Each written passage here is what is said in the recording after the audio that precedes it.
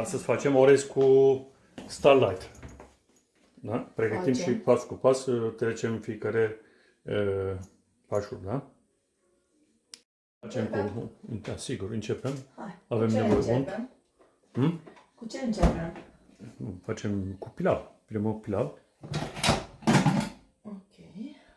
Deci ce facem? Prima dată facem pe programul de încălzire, da? De călire în românire. Okay. Da. Da? Da, așa, așa.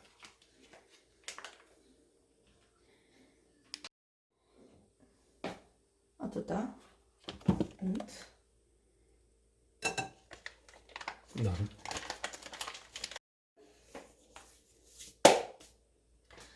După care avem o măsurătoare specială pentru orez, care este asta.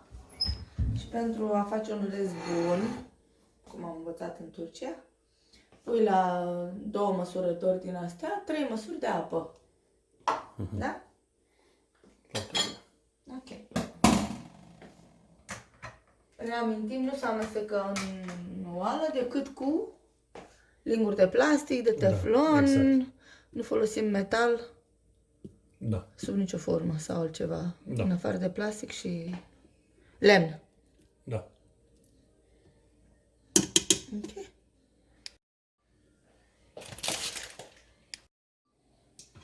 Ajută un pic untul să se facă mai repede. Da?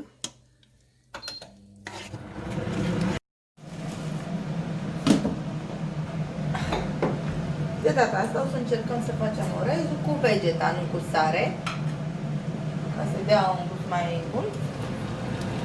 Vrei să punem și legume sau orez simplu vrei? Vrei ardei gras, ceva? Nu vrei. Bine. Punem 2. Acum pregătim orezul, așa cum am spus,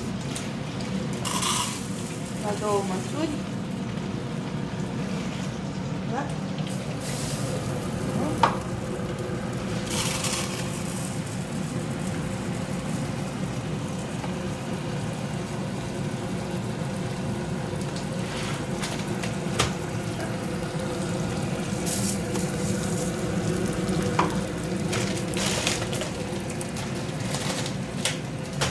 Amestecăm un pic orezul, îl lăsăm să se rumenească cumva.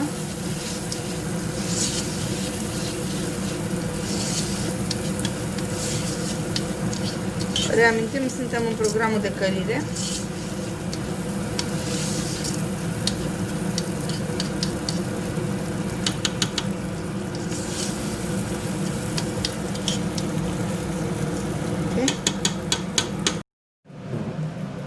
Acum am făcut orezul destul, nu mai e nevoie să-l mai călim mai mult. Oprim programul de călire, da?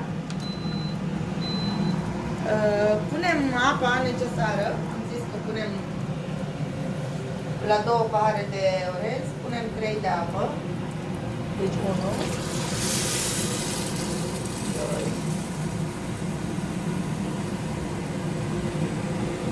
2 pahare.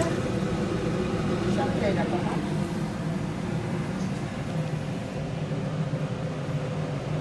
Ok. Amestecăm să fim siguri că s-a amestecat tot orezul. Ok. Închidem frumos, controlăm cum știe foarte bine. Închidem capacul. Lăsăm pe presiune. Da? Deci aici se face la presiune. Și aici, după cum veți vedea, este programul de rice. Da? 12 minute, perfect. Și dăm drumul, da? Programul a început. Când înăuntru se face presiunea necesară, atunci programul începe la 12 minute. Deocamdată se încălzește.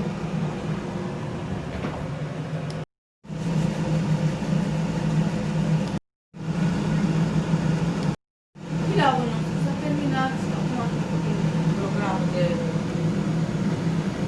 tare cald. Așa că o să așteptăm.